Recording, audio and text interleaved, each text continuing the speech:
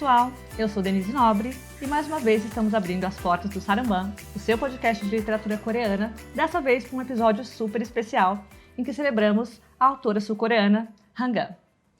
Oi gente, aqui é Bruna Giglio. Hoje a gente está em um espaço diferente, um cenário muito incrível. A gente está gravando com convidados especiais que a gente já vai apresentar aqui no Centro Cultural Coreano, em São Paulo, junto com o estúdio Soapbox, que é quem organizou esse estúdio móvel maravilhoso, e também em parceria com a editora Todavia, que é a casa da escritora Han-Gang.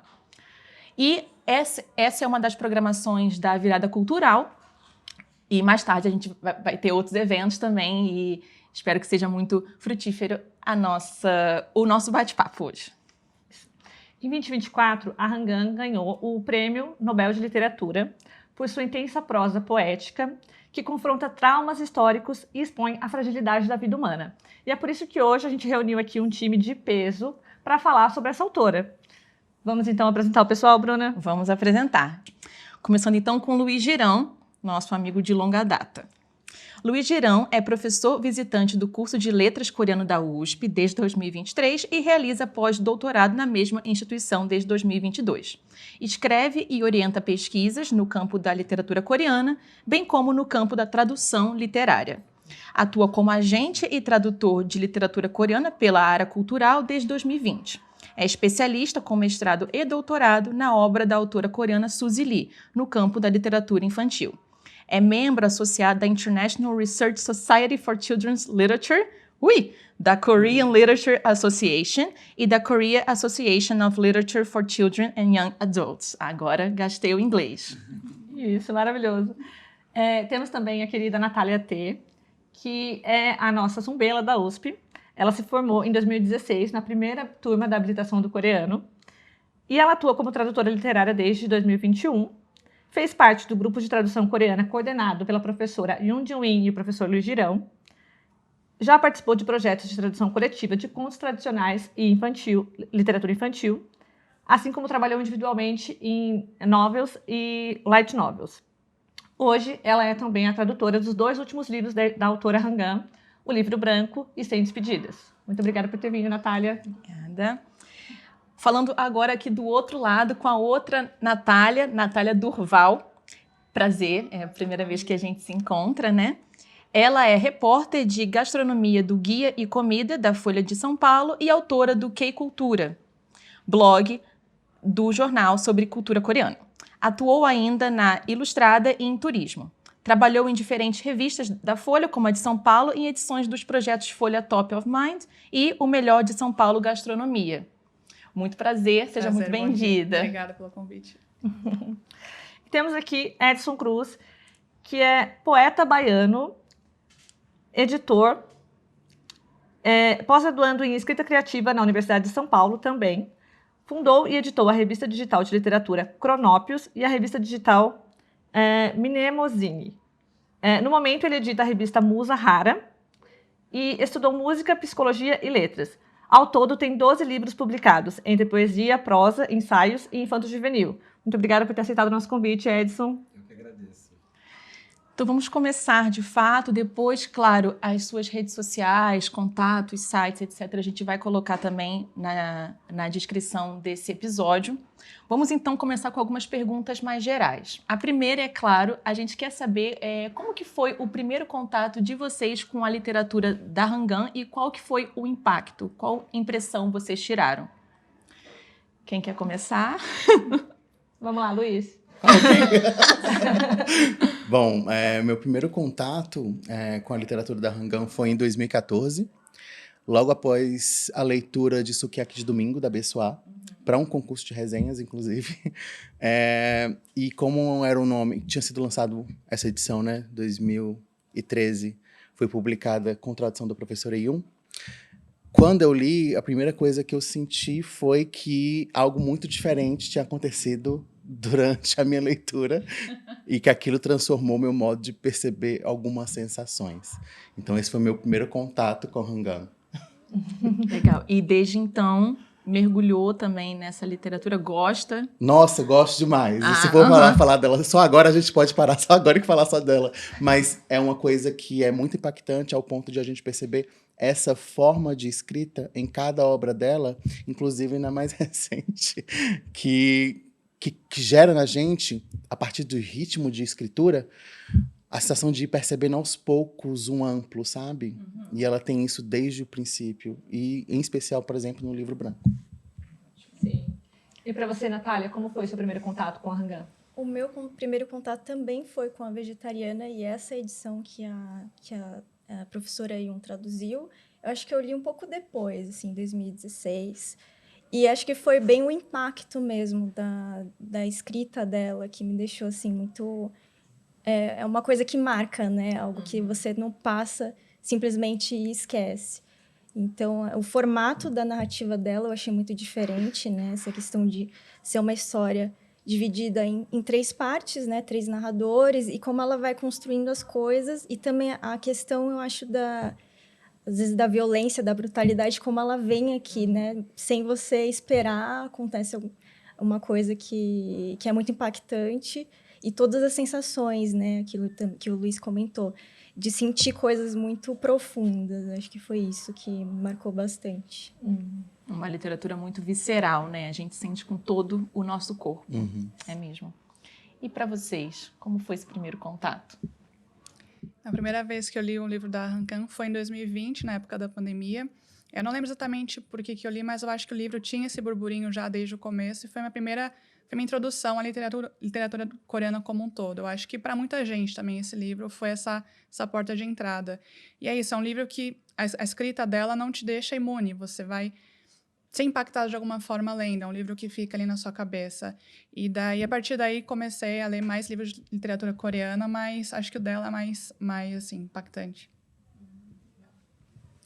Bom, para mim, eu sou totalmente neófito, tanto na literatura coreana em geral, né?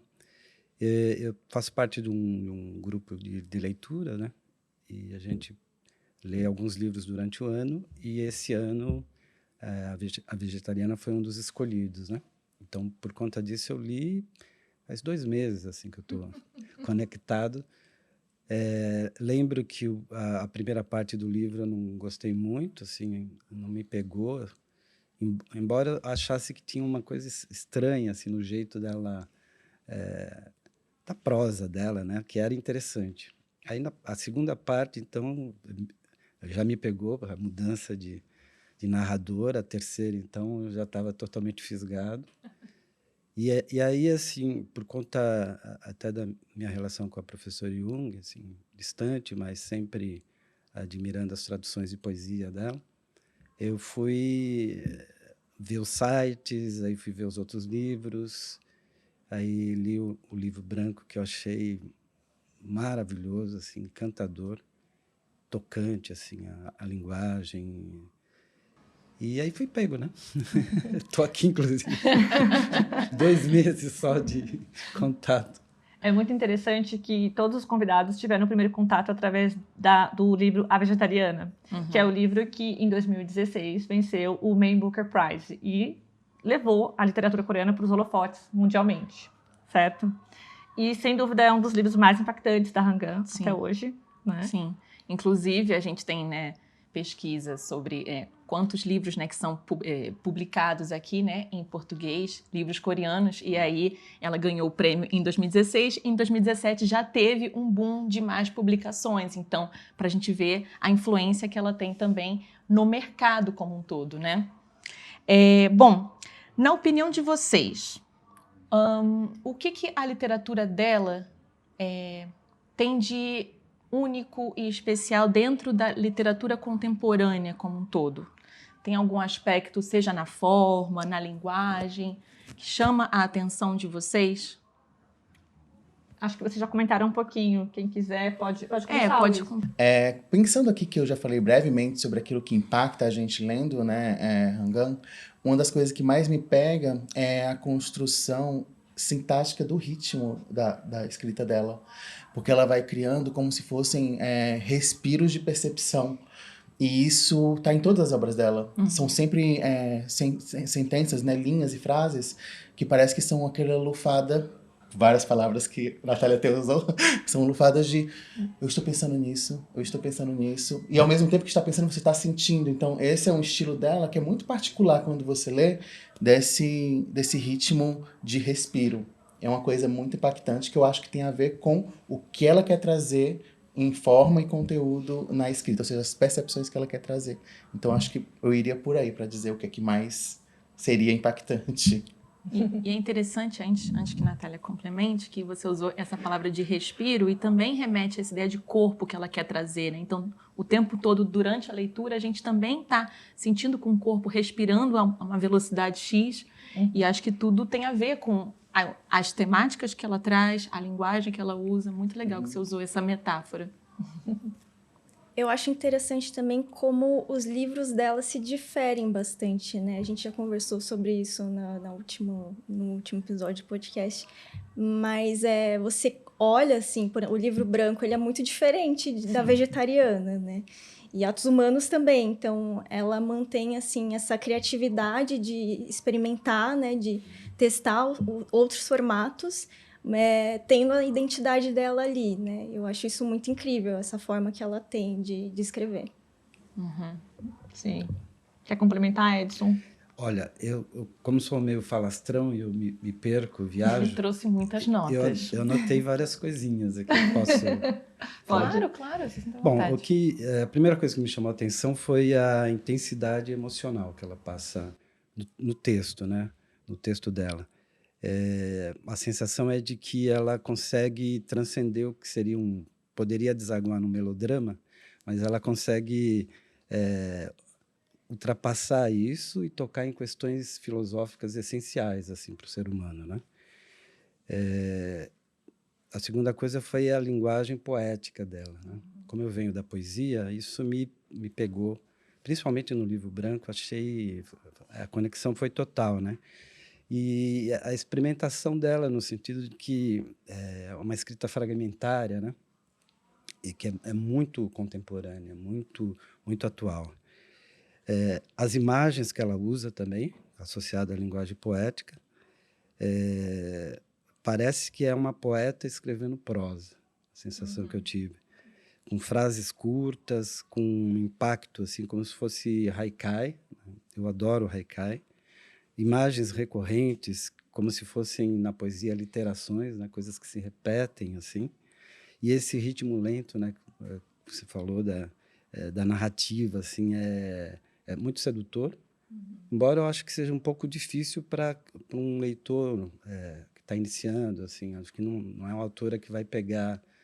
Até me surpreende ela ter essa aceitação, né?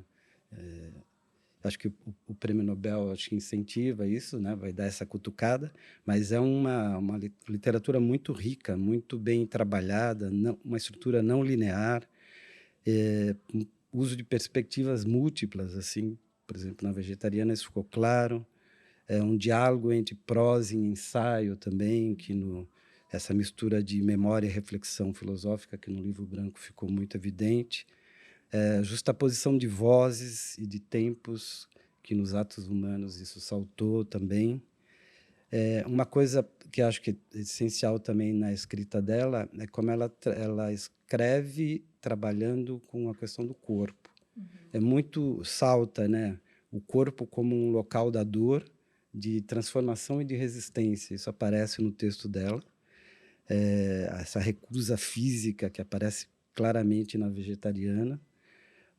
Os corpos torturados dos atos humanos, a pele como essa fronteira entre o eu e o mundo no Livro Branco ficou muito claro, assim.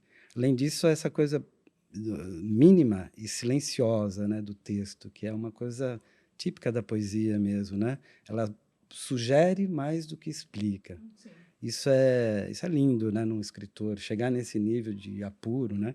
Essas lacunas que ela deixa para o leitor complementar, né? O leitor precisa preencher, então precisa participar, não pode ser um leitor preguiçoso, né?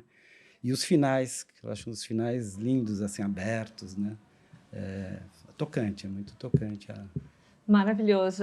Você comentou que você conheceu a autora recentemente, né? Após agora o Nobel. A sua primeira leitura foi bastante recente.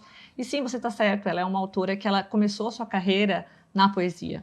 Inclusive, o livro mais recente que ela lançou, que foi há poucos meses lá na Coreia, é um livro de poesia e que traz alguns contos também, né? Como Então, é que chama? eu não lembro o nome agora. Ainda não tem tradução, Não tem tradução. só em coreano. Tá. Depois a gente pode procurar e colocar na descrição para vocês também. E a gente passa. Mas ela tem um outro livro, né, de poesia. De 2013. Tem, mais tem. antigo, sim, Tem, sim. ela tem livros mais antigos de poesia. E essa questão também do corpo, dessa rejeição, dessa recusa, né? A gente também recebeu recentemente a professora Jun Kim, que foi a tradutora de Atos Humanos. E a gente conversou bastante sobre essas questões de vulnerabilidade que estão dentro das narrativas que a Han Kang traz, certo? E uma coisa que ela falou também, que dialoga bastante com isso que você acabou de colocar, é sobre essa linha tênue que a autora fica para o melodrama. E ela consegue parar antes, né? É maravilhoso. Agora, uma curiosidade, claro que vocês que já conhecem literatura coreana podem acrescentar, mas para vocês que são de uma outra área mais ampla, né, que não é tão nichada como literatura coreana, Edson levantou vários pontos aí sobre a escrita dela, a obra dela, mas tem algum aspecto que vocês enxergam assim como tipicamente coreano, assim, vocês percebem, não, realmente isso aqui parece mesmo coreano? Tem alguma coisa que ressoou para vocês? Ou vocês leram mais por conta da obra em si, com essa lente? Eu acho que talvez, a rigidez dela é uma cultura muito preocupada com a imagem que vai passar e um pouco mais, digamos que, controlada. Eu acho que ela faz um pouco disso. A escrita dela é um pouco... Retida. Exato, mas ao mesmo tempo, o que eu acho legal é que é uma escrita bem poética e brutal ao mesmo tempo. Eu acho que ela consegue colocar o leitor numa realidade muito coreana, principalmente em Atos Humanos, um massacre que aconteceu em Gwangju. Então, acho que ela consegue transpor o leitor para esses eventos tipicamente coreanos, faz parte de uma cultura, de uma história, mas a gente consegue entender o que passou e a gente se coloca dentro daquele episódio. Mas é interessante que, como o Edson pontuou, é curioso que ela tenha esse sucesso mundial, né? Sendo uma autora de uma escrita um pouco mais particular e um pouco mais difícil para um leitor iniciante. Sim.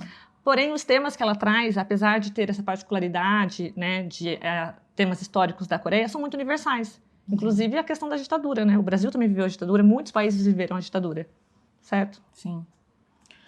Bom, então vamos começar de fato, que foi só um brainstorming mais geral. A gente primeiro vai falar um pouquinho sobre a potência da escrita dela e a recepção. Então a gente vai direcionar um pouco mais agora as perguntas, mas fiquem à vontade para também complementar um ao outro, fiquem super livres, tá bom?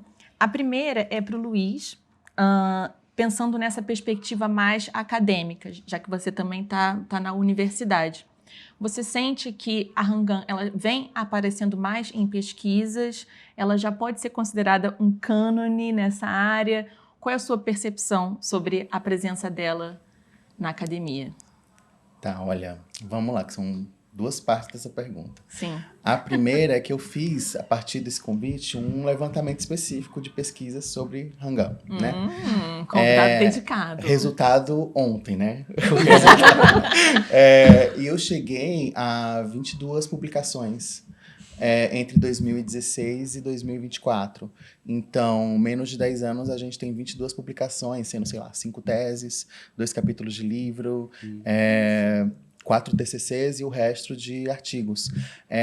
15 desses trabalhos são sobre outras questões que não a vegetariana. Então, a grande maioria é sobre a vegetariana. Então, veja que se começou em 2016, a gente está falando da leitura dessa edição, mas também a partir de 2016 a gente tem a chegada de pesquisadores que conhecem Han Kang a partir do Man Booker. Então, a gente tem esses pesquisadores que estão na área de letras, ou não, tem inclusive pesquisadores que não estão da área de letras, que vão olhar para essa obra da Han Kang, especialmente vegetariana, e pensar nessa construção dessa mulher, pensar nessa construção dessas relações e dessas famílias, porque eu acho que as relações e famílias é um tópico muito presente em toda a obra de Rangan, né? Então, pensando nessa perspectiva, academicamente, é uma coisa que é muito forte, se a gente parar para pensar numa autora que chegou aqui e ganhou algum tipo de relevância há 10 anos, né? E a segunda parte é se ela já se tornou um cânone dentro dos estudos coreanos, que a gente tem aqui no Brasil, ela é um cânone dentro dos estudos literários, pela quantidade de trabalho sobre ela, porque se a gente for comparar a outras obras de outras pessoas, de outros autores, é muito abaixo a quantidade de pesquisas referentes a outros autores. A gente pode ter, sei lá, Kim Gum-suk, a Gensuk Kendrick Kim, como um segundo lugar ali, mas Rangan está lá na frente na quantidade de pesquisas comparadas às demais. Então ela já é um cânone dentro dos estudos literários. Sim. De estudos coreanos. Estudos literários coreanos. Isso. Né? Uhum. Para a Natália T, a próxima pergunta. Natália, como você percebe a recepção da autora, né, da Rangan, aqui no Brasil, em comparação com outros autores que você já traduziu ou que foram traduzidos do coreano para o português? Pensando assim, das experiências que eu tive como tradutora, eu acho que eu traduzi materiais muito diferentes. Então, claro que as coisas podem, né, ter uma intersecção ali, mas os públicos são muito distintos, né? Uhum. Eu traduzi uma light novel, por exemplo. Então, o pessoal que gosta muito de manhwa e acompanha esse universo. E aí, para o pessoal que tem esse interesse pela obra da Rangan, eu já vejo que é muito diferente, assim. Eu tento acompanhar vendo... É muito bom, assim, como tradutora, você ter esse retorno dos leitores, né? Então, eu vejo nas páginas, eu tento ver o que as pessoas estão pensando, né? Resenhas sobre os livros. E eu vejo que é muito diferente, realmente, o perfil. E acho que os livros da Rangan acabam alcançando muito mais público, certo? Sim, com Muito mais certeza. leitores. E agora que ela ganhou o Nobel, eu tô esperando, assim, ver... eu acho que vai dar uma diferença também na busca por ela, né? Então, tô aguardando para ver como vai ser isso. E aí a gente emenda com uma pergunta para outra Natália, mais sobre como a Rangan, você sente que ela está presente na imprensa brasileira e no público que é interessado por cultura coreana de um modo geral. Você já teve alguma percepção sobre isso? Sim, eu acho que na imprensa, é claro, o Nobel é o prêmio mais importante de literatura, então ele é coberto todo ano, seja quem vence. Acho que a Rangan trouxe um olhar que não existia antes para a literatura coreana como um todo. Então, acho que ela abriu a porta para olhar para essa vertente da cultura que não era tão coberta ainda. Eu acho que está recente ainda. Ela foi o episódio mais importante. Ainda assim, é um prêmio recente, digamos assim, então acho que a cobertura até agora focou muito nesse anúncio. Mas os próximos livros dela vão ganhar um destaque maior na imprensa. As pessoas vão esperar, vão fazer análises, vão fazer matérias. Então, assim funciona. Qual a segunda parte da pergunta? Com relação ao público que curte cultura coreana, de um modo geral. Sim. Eu acho que ela abriu uma outra porta para quem curte essa cultura também. Acho que o K-pop e o K-drama já estão mais estabelecidos e a literatura é recente, algo recente. Então, acho que para quem já acompanha, esse prêmio dela ajudou a voltar a olhar para a literatura, quem não conhecia ainda. Eu acho que tanto para quem gosta da cultura coreana quanto para a imprensa, ela fez abrir essa visão para a literatura e ver que tem uns livros de cura, que também são uma febre no Brasil. Acho que ela tem uma escrita bem diferente, mas acho que, no geral, para os dois lados, ela abriu a visão de todo mundo para esse lado da cultura coreana que não era tão falado até então. Muito bem. Inclusive, nós, do Saramban, a gente faz um levantamento, né, dos livros coreanos publicados no Brasil e a gente consegue acompanhar realmente que tem aí, a partir de 2016, né, que foi a premiação do Man Booker, um aumento dos números, do número de livros publicados no Brasil e, mais recentemente, nos últimos 2, 3 anos, a literatura de cura vem aí despontando, certamente.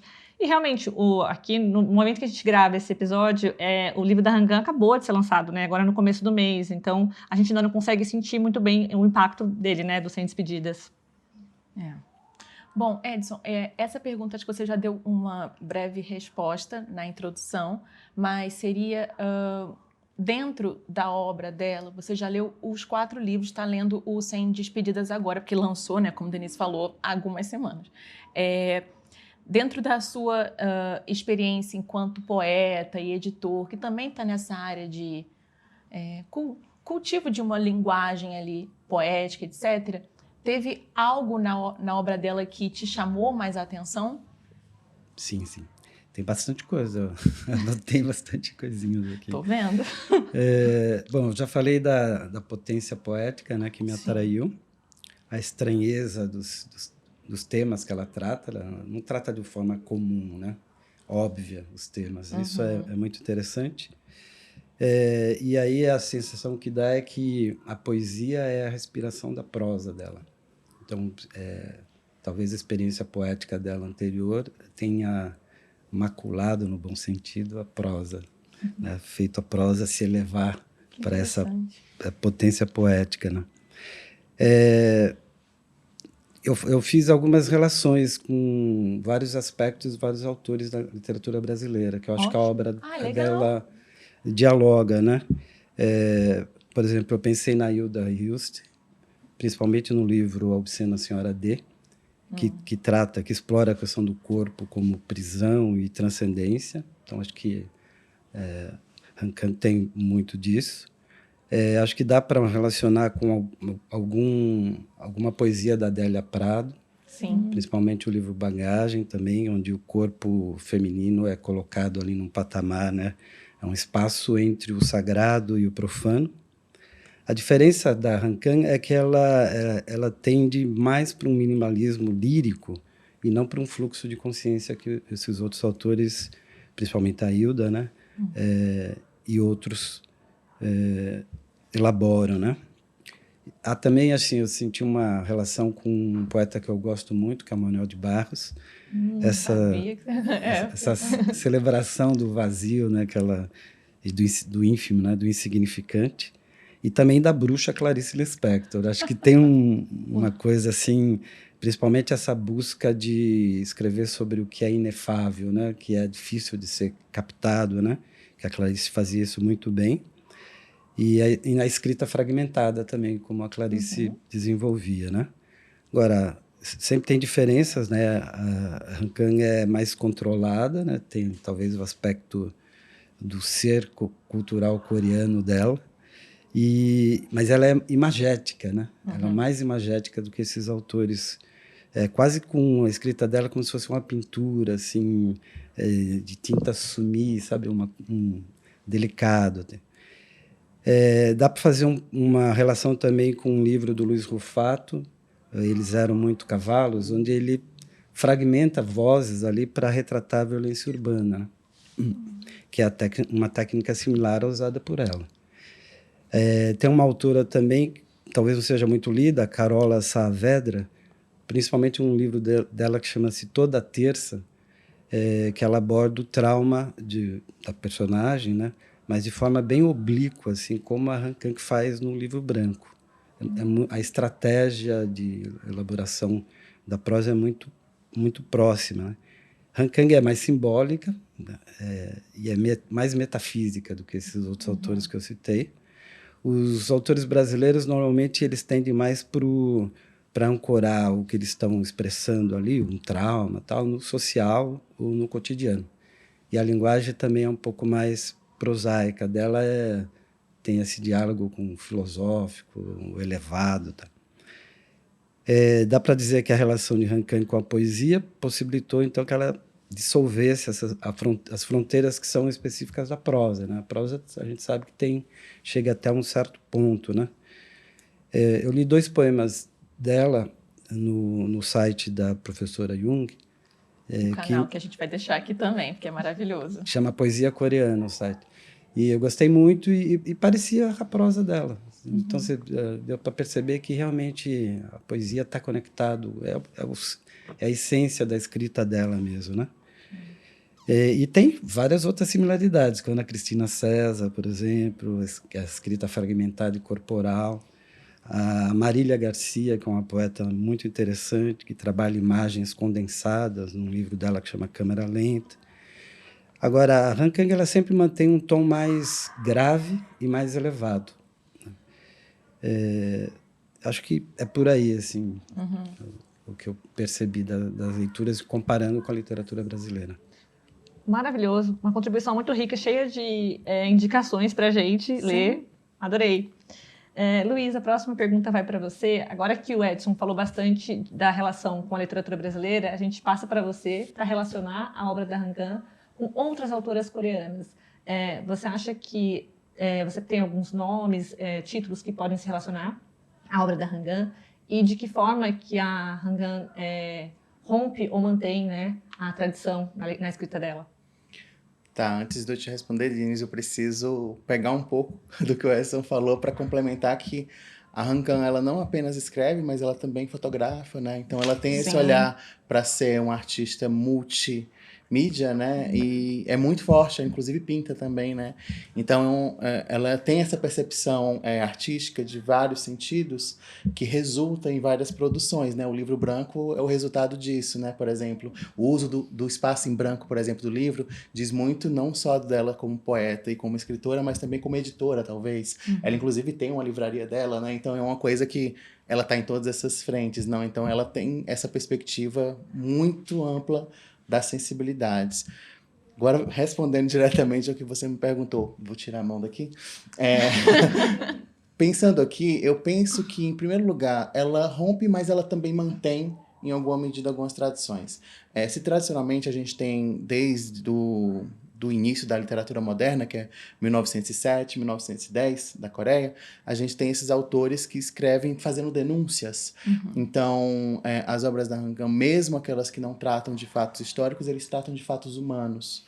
Então, eles trazem essa perspectiva de denúncia muito forte. Então, se a gente tem, por exemplo, no Atos Humanos, uma coisa histórica mais pontual, no sentido de vivências ali que foram silenciadas e que vêm à tona, ela vai lá e dá uma sensibilidade que não apenas isso aqui foi um fato histórico, mas isso aqui é uma vida.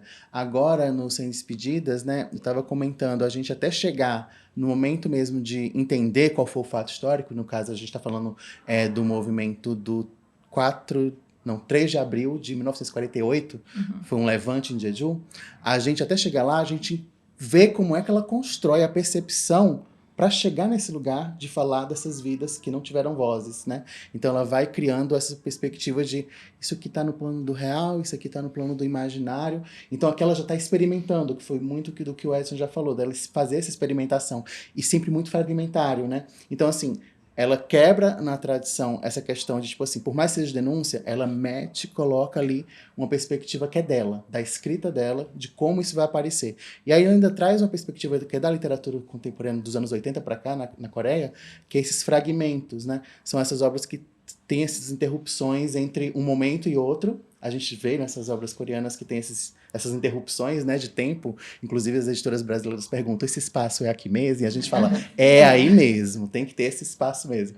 Então, ela quebra experimentando. Então, se fosse para, por exemplo, comparar com outros autores, eu fico pensando que o que ela escreve no nível de Hangul, né, paralelamente, a gente poderia falar que tem uma sensibilidade próxima, por exemplo, a autora Kim Sun, que a gente não tem aqui no Brasil ainda, infelizmente, mas é uma defesa que a gente faz há anos, né?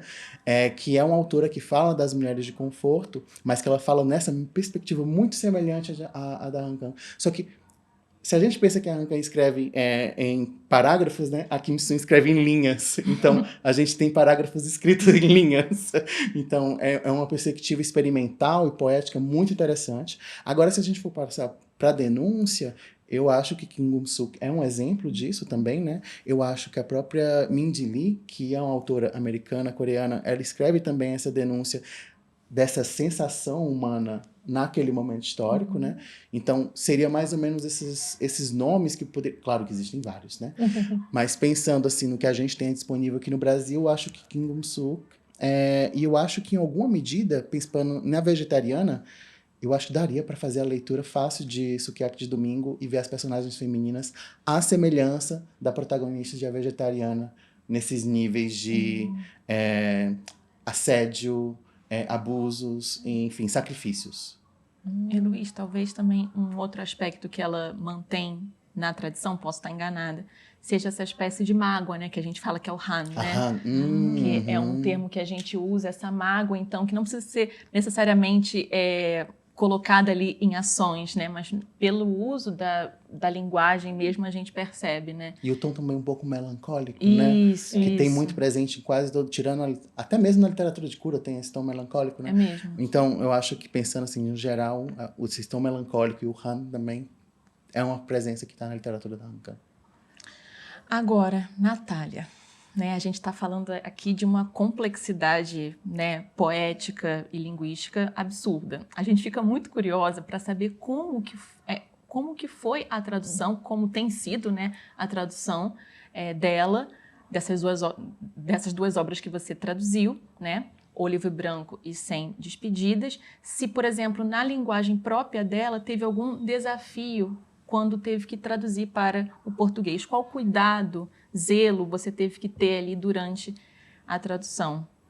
Eu acho que é muito o ponto que todo mundo estava falando aqui, dela ter muito essa carga poética na escrita dela. Eu não sou uma pessoa que traduz poesia, então, particularmente, foi muito desafiador pegar o texto dela e olhar aquilo, respeitar os silêncios dela, respeitar que às vezes vai ser só uma palavra ali e não tentar explicar demais, né? Não tentar colocar outras coisas ali. Eu acho que isso foi bem desafiador. Também, aquilo que o Edson falou, ela não fecha, às vezes, ela deixa em aberto as coisas, né? Então, trazer isso para o português, né? Procurar quais seriam as palavras melhores para expressar isso, para mim foi muito desafiador. E isso tem em todos os livros dela, né? E nos que eu traduzi, com certeza. E só uma curiosidade, assim, quanto tempo mais ou menos levou para você traduzir cada um deles? 100 Despedidas eu demorei 1 ano para fazer. 1 ano?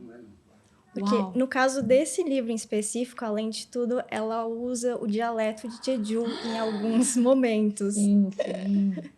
Então, essa parte, né, tem essa particularidade, além de tudo, né, nesse livro, né, que foi desafiador também. Eu fui... uma pessoa de lá, de Jeju, me ajudou em algumas partes, porque realmente, assim, o dialeto é muito diferente dos outros dialetos, né, da Coreia. Posso fazer uma pergunta? Pode sim. Mas na tradução tem como fazer essa marcação do dialeto? Era a minha Então, pergunta também, Esse é o desafio também, né, assim, como seguir, né? Eu, particularmente, assim, eu não quis escolher um dialeto do português, né, uma variante aqui do português, um sotaque, enfim, para marcar isso, né? Eu acho que pode dar muito certo, né, se você conhecer, mas pode dar muito errado também. Verdade. E eu falei, como eu não tenho um conhecimento tão profundo de outros dialetos, ou algo que eu consiga mimetizar, né, sendo, sei lá, um dialeto de uma ilha, de um lugar talvez mais específico do Brasil, eu falei, eu acho que vai ser desrespeitoso eu tentar fazer isso, né? Pode cair muito no estereótipo, Sim. né? Numa coisa que não... numa caricatura. Então, tentei usar outros recursos, né? Trazer talvez um pouco mais de oralidade. Eu sei que não é a mesma coisa, mas para tentar marcar que tem algo um pouco diferente ali. Deixa eu só complementar. Eu notei essa particularidade na tradução, né? Jeju, ela é a língua usada em Jeju é a coreana, obviamente, mas existe uma abertura, né, muito maior das palavras, né? Eles falam com as vogais muito mais abertas, né? E isso eu percebi na escolha também das palavras, que as palavras ficaram mais abertas. Então, isso é um marcador que, por exemplo, não cai naquilo que você falou, né, de acabar entrando num estereótipo, por exemplo, escolher um sotaque mineiro, um sotaque baiano, um sotaque recifense, para entrar numa obra em português e ficar uma coisa tipo de região, né? E no caso, como é uma oralidade que as vogais, as palavras saem mais abertas, você escolheu palavras que têm esse caráter também mais aberto. Então, eu achei que foi uma manutenção muito boa. Então, já é um feedback. Não, e legal isso das vogais, né, que você falou, porque a gente sabe em linguística que a emoção está nas vogais, não nas consoantes. Então, quando você privilegia isso, está privilegiando a emoção, né? Bacana. Inclusive, só um adendo. Em coreano, eu não sei se vocês sabem, mas, por exemplo, a palavra vogal é moon, e esse mo é de mãe, é de materno. E ó o poeta aí. E as consoantes é chaun, então é o filho. Então, tem tudo a ver com isso. Tem tudo a ver com... É o som mãe, som filho, tipo isso. Então, acho que tem muito a ver, tanto, né, a Han explora isso, obviamente, com essa perspectiva linguística, né? Eu vou estudar coreano. Exatamente. Bora! É exatamente o que eu ia falar. Edson vai sair daqui indo estudar coreano. Eu tô vendo. E, Nath, realmente, a gente percebe esses recursos que você usou. Ficou muito interessante na tradução de 100 Despedidas. Ótimo.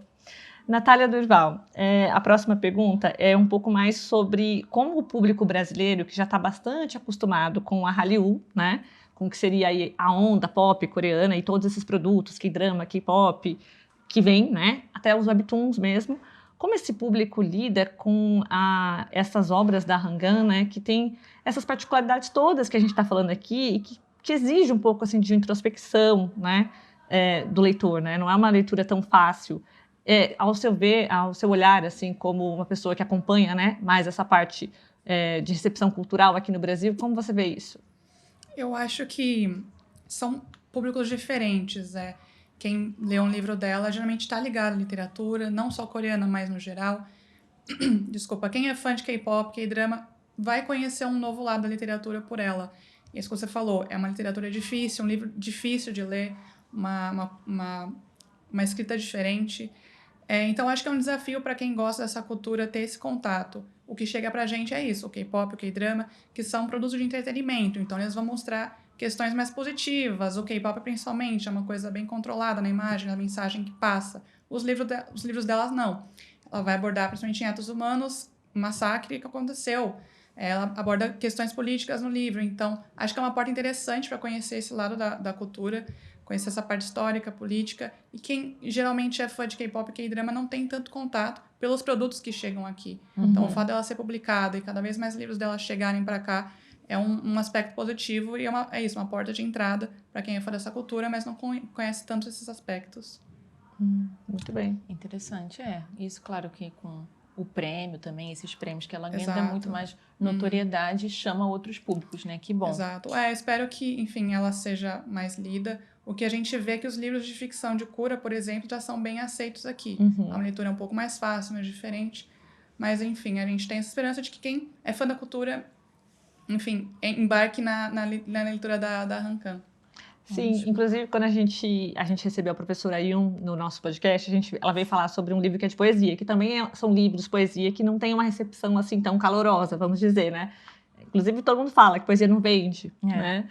Mas a professora Yun chegou a fazer um comentário muito interessante, que quando as pessoas se apaixonam, né, por uma cultura, no caso, quem está aí entusiasmado com a Hallyu, quer saber tudo sobre aquilo, né? Então, a gente tem essa expectativa que realmente os fãs de Hallyu vão procurar se aprofundar mais na cultura coreana e os livros são uma belíssima porta de entrada, né? Sim.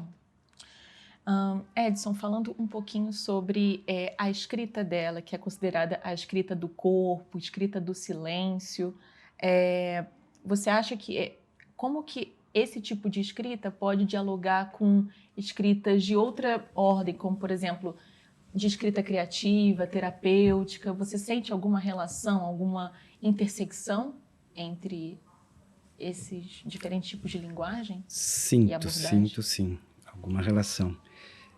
Também anotei aqui algumas coisinhas. Tá bom. A primeira relação é com uma certa, que eu chamo de autoficção confessional, né? Autoficção virou um termo da moda, né? Todo mundo faz autoficção, mas é específica, assim, né? Porque usa a escrita para processar as dores, né? Tanto física quanto psicológica, no caso dela. Um exemplo seria a Sylvia Plath, em A Redoma de Vidro, ela faz isso. Né? Ou outra escritora pouco conhecida, a Charlotte Delbo, que escreveu Auschwitz e depois, também é uma escrita para processar a dor, né? Pós-traumático, né? Uma escrita terapêutica também, como O Rico da Medusa, da Hélène Cixous, que vê o corpo feminino como território de libertação. Então, tem algo que se aproxima. Tem algumas técnicas de escrita expressiva, usado por jornalistas, escritores com essa formação também, como James Pennebaker, que mostram como a estratégia é como colocar a dor no papel e colocando a dor no texto, como que ela poderia reorganizar o próprio trauma, né, a partir disso. Agora, eu acho que a Hangul, ela faz isso tudo, mas literariamente, que é o diferencial dela e que é o que me interessa mais.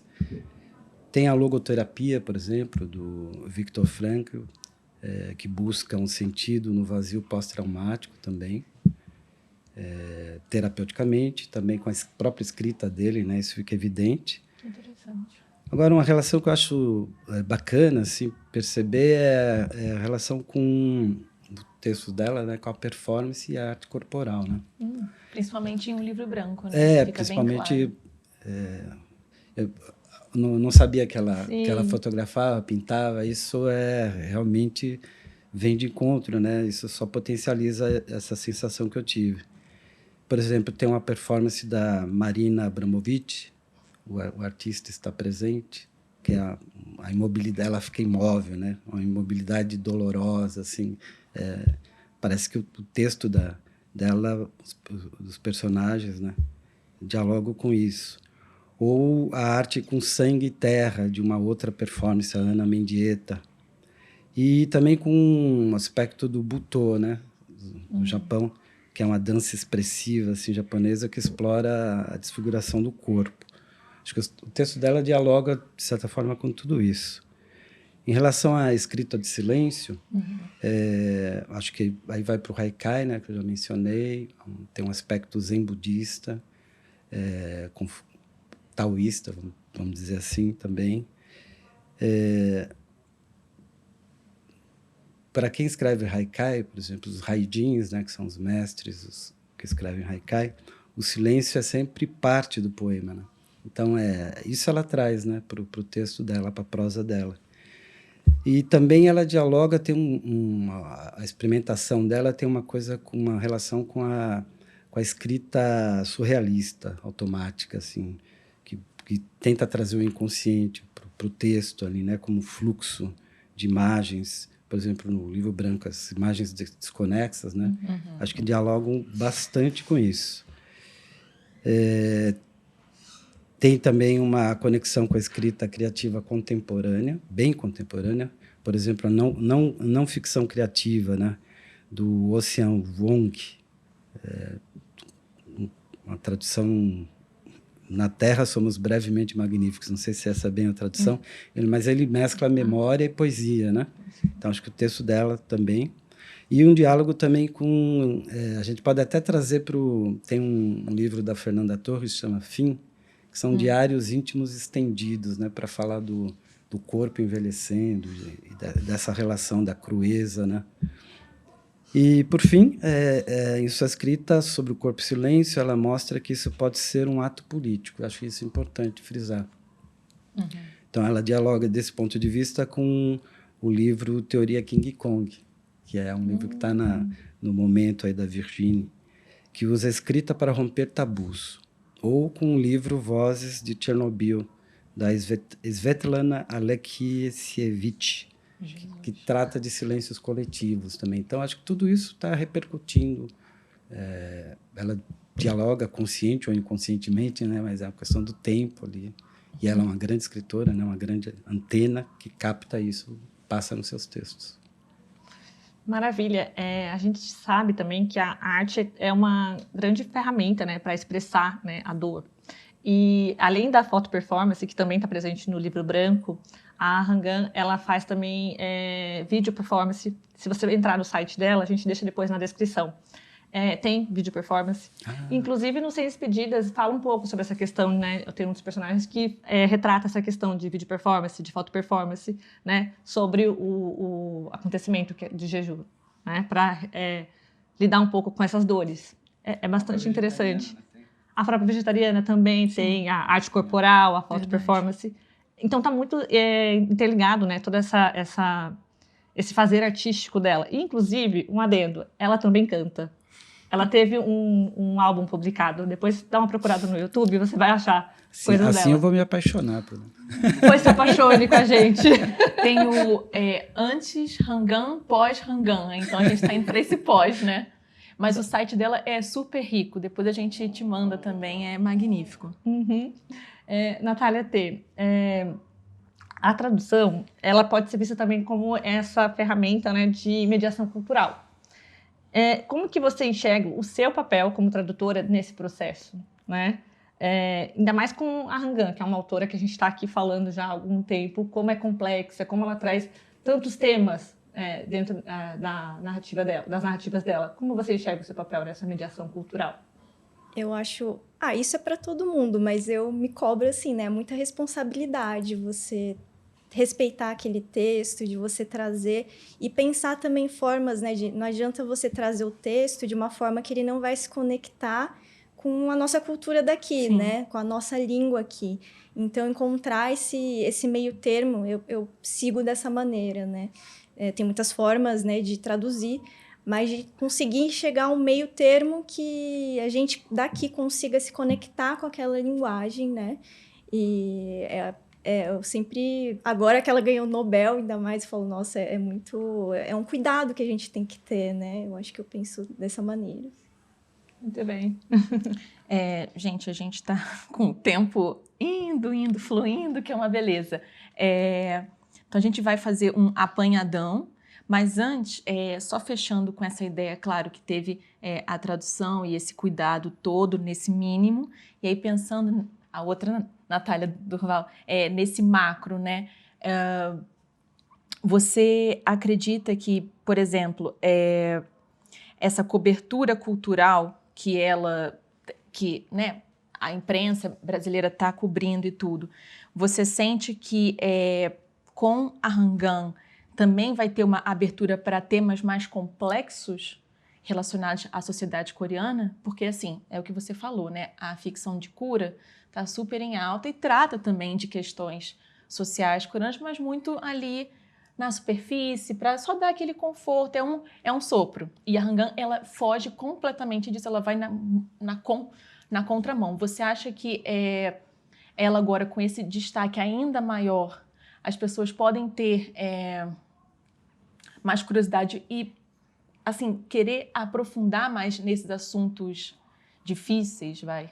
Sim, acho que com certeza. E o prêmio Nobel dela veio mais ou menos na mesma época que teve a tentativa de impor a lei marcial no país. Verdade. Então, ela está ainda mais atual do que nunca. Ela conversa com o que está acontecendo lá. Então, o mundo já está de olho no que está acontecendo politicamente na Coreia do Sul. Como ela dialoga muito, ela permite essa abertura para conhecer um lado da cultura que muitas vezes não chega, justamente pelo K-drama e pelo K-pop. Então, acho que ela vai abrir uma porta para a cobertura no geral, para entender melhor esses aspectos da cultura coreana que o brasileiro não conhece, que não são de todo positivos, tem esse passado político forte que dialoga com o nosso próprio passado, as ditaduras Sim. são em períodos semelhantes. Então, acho que ela vai permitir isso sim, essa mudança. Interessante. E, Edson, uma pergunta que a gente tem também é se, por exemplo, você faz oficinas, né, de poesia e tudo. Você acha que a obra da Hanggang pode ser um caminho para essas pessoas que estão começando? Ou você diria que está em um patamar um pouquinho mais acima, a pessoa teria ser estudada, sei lá? Não, eu acho que pode, principalmente para quem pensa em escrever prosa, né? Uhum. Eu até identifiquei algumas coisas que podem ser trabalhadas, assim, o que ela pode ensinar, né, para alguém que almeja ser um escritor, né? Uhum. Por exemplo, a arte de transformar dor, silêncio e resistência em literatura. Falando assim é muito genérico, né? Eu quero ver fazer, né? Mas aí tem lições técnicas e também existenciais que dá para aprender com os livros dela e passar a praticar. Por exemplo, o corpo pode ser o narrador. Né? Se você pensar nisso, já muda a perspectiva, né, do foco narrativo. Ou exercitar esse outro foco, né? As sensações físicas, os gestos, cicatrizes podem conduzir a sua história, né? O seu processo de escrita, a sua narrativa, né? O horror da existência é mais impactante quando sugerido. Não precisa ter esse sensacionalismo que a gente vê em muitas literaturas, né? Uhum. O ritmo mais lento, conseguir frases que sejam mais curtas, com pausas dramáticas, trabalhar esse aspecto, né? As múltiplas perspectivas, que são perspectivas incompletas, né? Do que não se fecham, ela mostra que, pelo menos a sensação que a gente tem lendo, que está mais perto do verossímil, da verdade, né? Que é o que todo escritor busca, de certa forma, né? Justaposição de tempos, de narrativas, tem vários aspectos aqui. Agora, se eu fosse, para não estourar o tempo, sintetizar em 3 ensinamentos que acho que os textos dela, né, a leitura dela daria para iniciantes, né, na escrita primeiro que menos é mais. Isso também é meio óbvio, mas pensando que uma única imagem bem escolhida pode erguer uma prosa, um romance, um conto, né? Dois, que o corpo é um idioma. Ele tem o seu próprio idioma, né? Para não subestimar os cheiros, o tato, né? O frio, a fome, não passar por cima disso que poderiam ser detalhes, né? E terceiro, que o silêncio e deve ser parte da narrativa. Então, são 3 coisas que dificílimas de conseguir, mas... Oficina de escrita criativa, difícil, né? Tem que trabalhar, né? Trabalhar. Luiz, e você que está dentro da universidade, como você vê a literatura coreana, né, inserida nas universidades? Acho que aqui no Brasil é um pouco complicado, porque a gente só tem uma universidade que tem o curso, né, de coreano. Mas a gente vê, por exemplo, a gente acompanha, muita gente chega na gente, que são de outras universidades, e estão em outras graduações, inclusive, e estão estudando literatura coreana. Como que você vê esse espaço da literatura coreana dentro das universidades, principalmente relacionado a Hangul? Então, mais uma vez eu vou puxar do que o Edson falou, eu te respondo. É interessante que, por exemplo, em Sem Despedidas, essa narradora, ela é escritora e ela dá aula. A gente fica sem saber exatamente do que é a aula dela, mas a gente impui que seria de escrita. Mas é uma coisa interessante de complementar, né? Que isso vem já na escrita. Respondendo, de fato a gente só tem ainda, né, aqui no Brasil, a Universidade de São Paulo como um curso de letras na habilitação de coreano, mas há pesquisadores no Nordeste, no Centro-Oeste e no Sul pesquisando literatura coreana.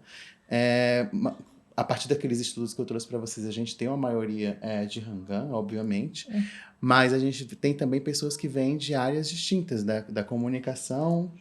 A gente tem pesquisadores que vêm das artes plásticas, das artes visuais, que vêm observar esses artistas que estão chegando aqui, esses artistas, por várias perspectivas. Inclusive, alguns estudos sobre Hangul envolvem a psicologia, né? É interessante observar como tem essa vertente de observar a construção da personagem da Yoon-hye, né? Que é vegetariana, por essa perspectiva da psicologia. Então, existe esse interesse de compreender essa escrita da Hangul, mas também de olhar para a literatura coreana como esse lugar que, nossa, que diferente, né? Até, sei lá, 2010, 2012, pouco se falava de Coreia e de repente vai chegando, né? E a gente tem uma grande maioria de mulheres também publicadas aqui no Brasil de literatura coreana. Então, quando se entra na universidade, há uma maioria de pesquisas sobre escritas de autoras mulheres. Há uma perspectiva de observar também momentos históricos, então obras que olham para momentos históricos, como, por exemplo, a Hangul, como também a própria Kim Gum-suk, né? Toda vez que eu falo Kim Gum-suk, a gente está falando da Kendrick Kim, né?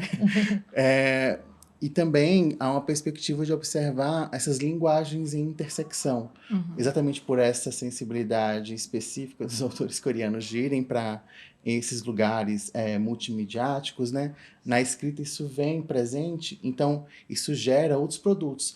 A gente está aqui falando de literatura, eu poderia falar de literatura infantil, por exemplo, que é um carro que vem de literatura coreana há mais de 10 anos aqui no Brasil, e que são de obras que falam de palavras e imagens na especificidade dos autores coreanos, como eles trabalham com isso. Então, eu não poderia deixar de falar que na pesquisa também de literatura coreana a gente tem literatura infantil com muita força, assim como obras de escrita feminina.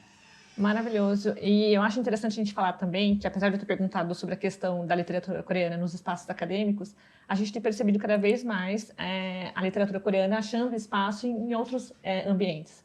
Por exemplo, a gente mesmo, que é um podcast, mas você também, a professora Yoon e a gente tem recebido muitos convites para falar de literatura coreana, para dar aulas, workshops em outros espaços, como Biblion, o Sesc, né, Senac. Sim. Isso é bastante interessante também, porque apesar de não ter o curso, né, uma abertura acadêmica, às vezes a gente encontra também nesses espaços culturais. Os próprios clubes de leitura, né, Denise? Que Isso, vão acontecendo. com certeza. É interessante como, por exemplo, ainda que a Hangul tenha ganhado o Nobel só em 2024, a Vegetariana é lida desde que foi publicado a segunda edição, né?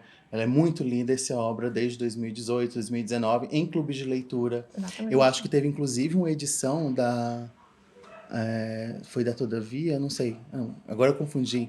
Mas foi um período que estava circulando muito a vegetariana, não só em clubes de leitura, mas em lugares, nas redes, assim. As pessoas estavam comentando sobre. Então, realmente, está saindo desse espaço onde quem fala só está na academia, e quem está falando são interessados. Existe, inclusive, uma das pesquisas que eu avaliei sobre análise de booktubers sobre a vegetariana. Olha. Então, olha que interessante observar na academia como é que esses novos críticos literários, a gente pode botar assim, né? Entre aspas, eu vou botar bem entre aspas, que eu sou doutor em crítica literária, esses booktubers estão falando dessa obra que, como a gente está falando, é uma obra muito difícil de a gente acessar numa leitura de uma vez, a gente tem que parar, a Vilena Vegetariana, mas que eles estão divulgando essa obra a partir da leitura deles, indo para um público, como estão falando de booktubers, para um público muito mais jovem, por exemplo. Exatamente. Então, talvez o que a gente possa pensar, não prever, né? Porque a gente não prevê nada. Em um futuro, assim, um público de leitores, a gente, né, como você falou, né, tem muitos influenciadores que estão ali com outro público já falando de uma obra com uma complexidade literária absurda. Então, talvez a gente possa pensar que daqui a uns anos essa obra chegue em mais pessoas, em pessoas que talvez estão interessadas, né, como a Natália falou. Já que eu conheço aqui outros aspectos da cultura, deixo agora me aprofundar em alguns temas aí mais complexos, né? Gente, estamos chegando ao fim. Tururu! Qual livro vocês recomendariam para quem ainda não leu Hangam? Por onde começar? Nós todos, você também, né? A gente começou com A Vegetariana, mas vocês recomendariam esse mesmo? Recomendariam outro? Qual Eu recomendaria o mesmo, acho que dá bem o tom da escrita dela. Ok, tá. Eu acho que eu concordo, assim, eu Também? fiquei pensando bastante sobre isso, mas eu acho que A Vegetariana traz ali muita coisa da Hangam. Para quem tá tendo o primeiro contato, eu acho que vai ser muito interessante, vai ser importante. Ótimo. Maravilha. Agora, para fechar, como assim, a gente já fez aqui o Edson se apaixonar mais ainda pela Hangam, vamos fazer os nossos ouvintes, né, os nossos telespectadores, né, o pessoal que vai assistir a gente depois, se apaixonar também pela Hangam. Então, vamos completar a frase, tá, galera? Vamos aqui por essa bancada e depois vem para cá. Mais pessoas precisam ler Hangam, por quê? Porque a vida é curta, né? Que fofo. Poético. O poeta, né? Maravilhoso. Eu acho que para quem é fã da cultura coreana, principalmente, para entender um outro lado da cultura e um outro produto, que é a literatura. Eu falo primeiro. Tanto faz, vai, Luiz. Tá, então, completando a frase que vocês colocaram, né? Porque sentir não é só a gente ler a narração, mas também o que é narrado. Eu acho que isso é muito impactante na leitura dela. A gente perceber o que está sendo narrado junto com como ela narra. Pronto. Forme conteúdo. Já que cada um de vocês falou o porquê que a Hangam deve ser lida, normalmente as pessoas falariam, leia a Hangam porque ela venceu o Prêmio Nobel, certo? Então, queria que cada um colocasse um pouquinho o que vocês consideram, né? Como foi essa recepção desse Prêmio Nobel? Qual a importância desse Prêmio Nobel para a Hangam, né? Natália, você pode começar? Então, acho que não tem como a gente deixar de lado a questão de gênero com esse prêmio. A primeira pessoa que trouxe um Nobel de Literatura para a Coreia foi uma mulher, e o segundo prêmio Nobel, no geral, para a Coreia foi uma mulher. E uma coisa que me marcou muito em entrevistas, eu perguntei para 3 homens coreanos, 2 que moram na Coreia, um que mora no Brasil, o que representava para a Coreia um prêmio Nobel. E antes mesmo deles comemorarem o prêmio para o país como um todo, eles observaram que, como coreano, era muito difícil ler esse livro e que era muito violento, muito difícil de ler, em geral. E que existem formas mais leves de se falar sobre esses assuntos. Então, isso me pegou bastante. E lendo alguns textos que saíram na imprensa, eles observaram como ela é uma pessoa, usando até a palavra recatada, ela é mais leve, ela é mais calma, o que contradiz bastante com a própria escrita dela. Então, me questiono se esses 2 questionamentos seriam feitos para um escritor homem. Boa. Maravilhoso. Edson. Bom, eu acho importantíssimo lê-la, né? E reconhecer também que isso faz parte de um esforço da própria Coreia, assim, um soft power que eles vêm trabalhando muito bem, né? E esse trabalho está frutificando agora, né? À toa, né? Que ela está tendo essa repercussão internacional. A questão do gênero eu acho importante mesmo, ó, demarcar o fato dela ter sido a primeira mulher, né? Eu acho que a dificuldade da leitura dela é um outro aspecto que talvez vai ter que ser digerido, né? Pode trazer boas consequências, assim. As pessoas aprenderem, mesmo coreano, né? Aprenderem ou se dedicarem a entender. Afinal, é o prêmio Nobel do meu país. Eu preciso entender o que essa mulher diz, né? Por que ela escreve assim, tão diferente. Então, acho que isso é bem bacana. Um grande incentivo. Nath, para você? Como a gente falou antes, eu acho que ela abriu muitas portas, né, com isso, porque muita gente vai voltar os olhos para a Coreia agora, vai querer explorar mais. E ela, sendo uma artista que é multifacetada, assim, eu acho que é muito importante para os leitores terem essa oportunidade, né, de você ler uma obra que é muito diferente, né? E esse desafio, né, eu sei que todo mundo fala, não é uma obra fácil, e eu acho que isso também vai ser um desafio muito interessante, e também a forma dela de abordar a violência, né? Eu acho que também expandir o nosso horizonte para isso, né? Ver como uma coreana vai falar sobre questões do país dela, mas que também faz com que a gente se conecte, né? Sim, ressoa também com, né, como a Denise já falou, com o que a gente passou e passa aqui, né, em muitos outros lugares do mundo. E para você, Luiz, como você acha que o Nobel ressoou tanto para a Coreia, tanto assim, o background, né, os bastidores, o que veio antes, né, desse Nobel? Você pode falar um pouquinho? Eu vou então aproveitar o que cada um de vocês falou, porque tudo tem a ver com como resultou esse Nobel lá e fora, né? A literatura coreana ela vem sendo financiada pelo governo coreano via Instituto de Tradição Literária, que é o LTI Korea, para que essas obras cheguem fora da Coreia e sejam lidas, né? Então, todo ano são várias obras que são financiadas. E desde antes do Man Booker já se tentava a Hangul. E depois do Man Booker, que foi em 2016, intensificou-se ainda mais para que a Hangul fosse lida em outros países, né? Então, quando esse Nobel chega, ele é uma conquista da Coreia, que começou esse investimento de vamos conquistar um Nobel de literatura lá nos anos 90, mais ou menos 90, 92, quando eles pensaram nisso, né? Vamos atrás de um Nobel. E agora que eles conseguiram, a gente vê o reflexo disso mundialmente, né? Todo mundo falando de Hangul. Mas é interessante também pensar como na própria Coreia a gente tem os livros de Hangul ocupando a lista de mais vendidos até agora, maio de 2025, entre os 10 mais vendidos. Então a gente tem pelo menos 2, 3 livros dela na lista de 10, que inclui inclusive não ficção. Então o Nobel ressoa lá e ressoa aqui, e é claro, um grande urinará de orgulho que os coreanos têm como resultado desse prêmio que todos queriam há muito tempo. Inclusive, um adendo, se não me engano, foi Em Vidas Passadas, que Sim. Em Vidas Passadas, aquele filme que fez muito sucesso, ano passado é magnífico também, ela comenta, né, que uma das feridas coreanas é não terem ganhado ainda, naquela época, Sim. o Prêmio Nobel de Literatura, é injusto, né? Então, para a gente ver o quanto que isso na Coreia também era uma pauta, digamos assim, né, até para aparecer no filme. Isso. Ou seja, o Brasil tem chance ainda, né? Só fazer um trabalho, Com O certeza. investimento aí, ó. investir, De anos e planejamento. mais anos, mas dá certo. Ai, gente, então encerramos aqui a nossa conversa. Foi maravilhosa. A gente já estava esperando por vocês, né? Querendo muito que esse bate-papo acontecesse e desse certo. E a gente acha que deu, né? Acho que a gente trouxe reflexões muito, muito importantes. Obrigada por terem topado esse convite e por terem vindo hoje.